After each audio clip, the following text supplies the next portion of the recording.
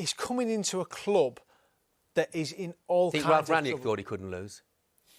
Oh, well, he's made Ole Gunnar Solskjaer look good. He really has. I look at him and think, wow, how is he still going to be employed by the club? Because it's been an absolute disaster from minute one. Where this is Manchester United, and I think Ten Hag coming in, he'll have his own philosophy, he'll have his own strategy. You're seeing the dressing room there, professionalism. That has to start from the manager. And if things aren't happening, you make them happen.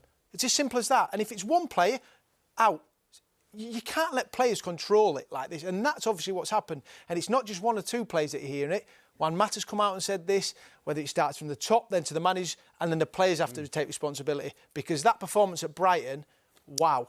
I couldn't believe it. This is Manchester United. And it's a job where he'll come in and he'll go, I can only improve. It can't get any worse, Jeff. You talk about wanting to take over of a club in a bad position, I can only take it up, which he will. What Matt has said, though, there, Boydie, it means that somebody's got to come in and crack the whip, haven't they? Yeah, they if have. that's still possible in this day and age. You know, they have, but when you look at, and I know all Manchester United fans will go back to Sir Alex Ferguson, and rightly so, because that was the glory days. But you look at Jaap Stam, see you later.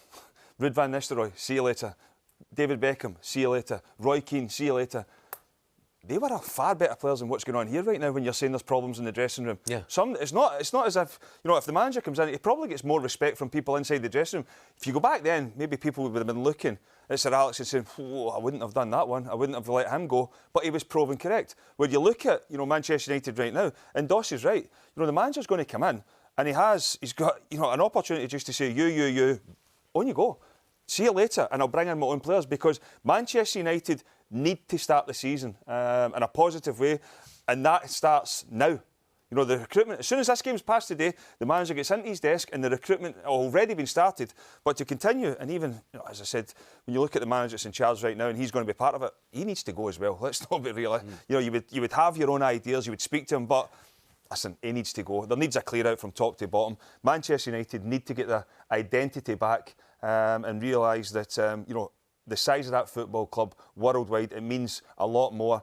As I said, there's people in there, obviously, with egos that think they're better than what they are. There's been players before, that better players than those ones who have been shown the door, and I wouldn't be surprised if that's the same case coming this summer. I mean, Ralf Rangnick is talking about maybe as many as 10 players being needed at the club. Wow. Is that an exaggeration? Or? No, it's not an exaggeration, because they're going to lose loads of players as well. There's a lot of players out of contract, a lot of players that are not good enough to play for that football club, in my opinion. So they are going to need 10 players, but have they got the money to get bring in 10 world-class players, which Man United need to even get anywhere close to the likes of Liverpool and Man City? Manchester United, they've got the money, haven't they? They have got them. What, can they attract them? They can attract them, because they can attract them because it's a huge football club. They definitely can attract them. But 10 players, what are we saying then, Jeff? 50 million, I'm a player, or even more than that. It's going to take a lot of time. They're not going to go out straight away in the summer and bring in 10 players. It's going to have to do it in stages. And yeah, but see, the thing is, they're going to need to have to. Everybody says about going and getting players.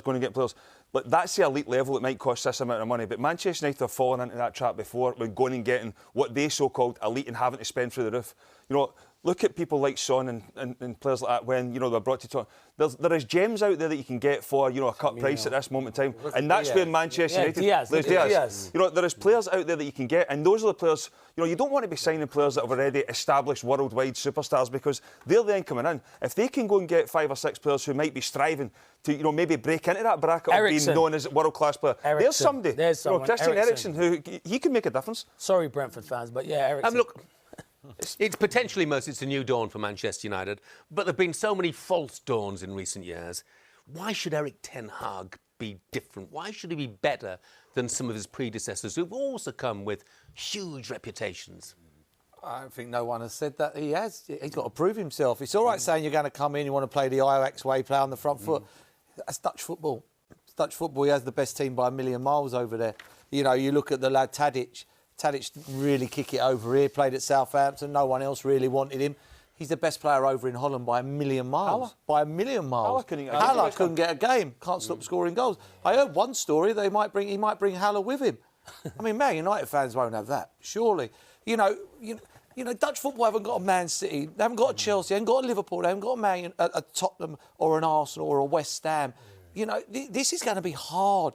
It's going to be hard. It's going to be a hard, long road. This is a 5-year plan. This year, You know, he's got to get going next season and just make sure he does better than what they did this season. If they get fourth next season, a major feat, in my opinion. There's so much work to be done. You can't build a house on muddy ground.